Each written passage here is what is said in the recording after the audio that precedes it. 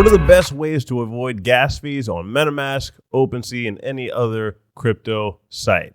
What's going on, guys? This is Omari with Social Token News, and this is the best place to find news on social tokens, NFTs, and everything Web3. All right, so let's dive into it.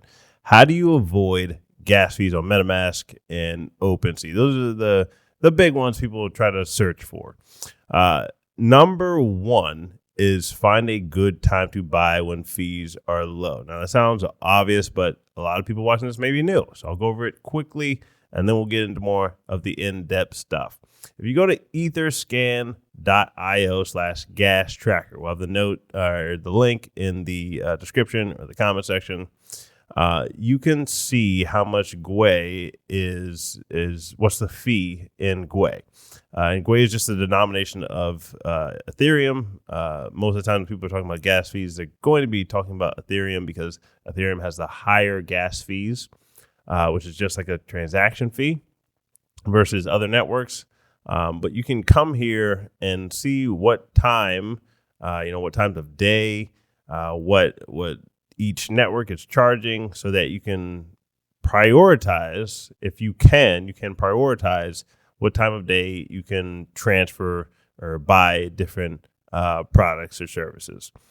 Now, this is not a perfect one because sometimes there might be an NFT drop at a certain time, and you have to deal with it. Have to buy the NFT at that time if you want to get in on the drop.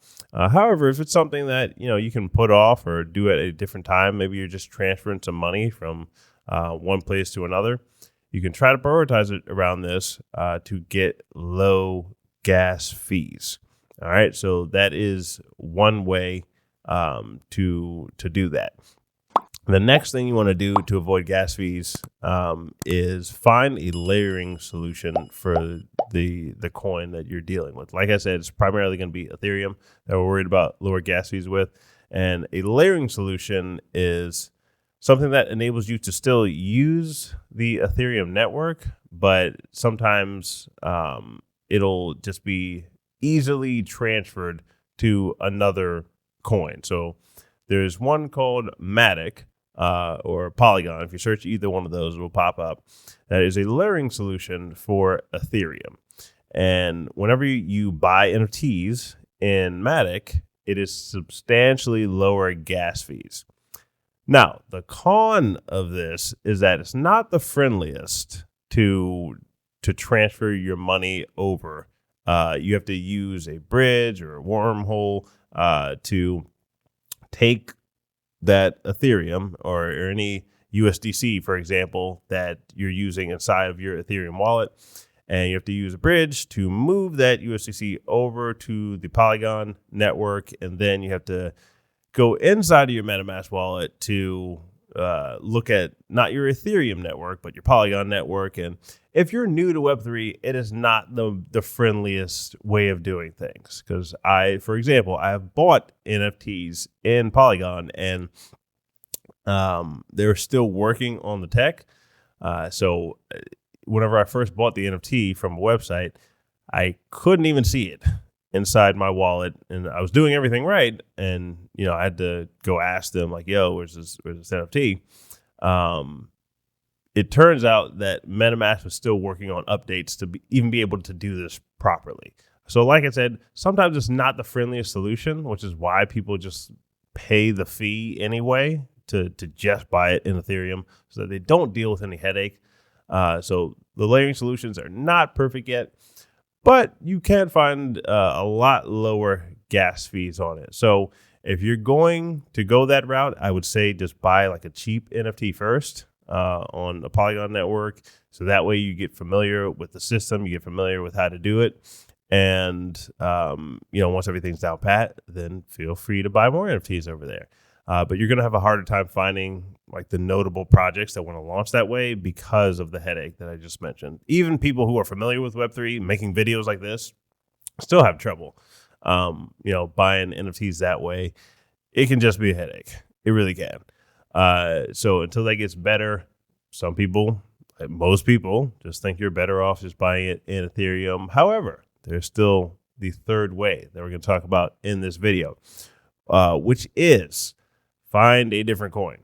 for the NFT. So not a layering solution. You just find a whole different coin altogether. So instead of buying it in Ethereum, you just look for Solana NFTs. Now, what are the pros and cons of this? Solana will charge you a much lower fee than Ethereum for the NFTs because it's built differently. Solana is built for speed.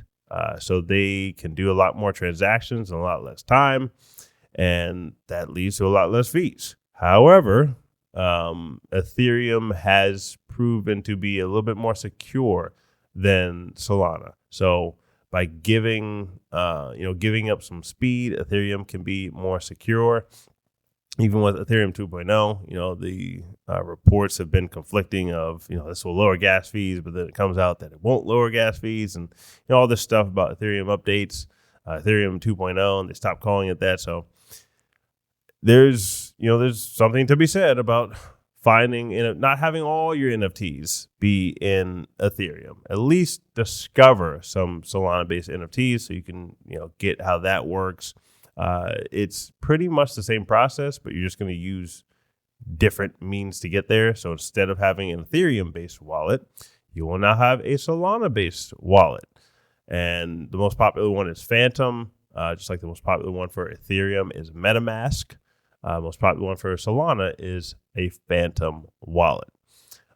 So just like the MetaMask one, it will not be 100% free of all bugs whenever you first use it. But just play around with it.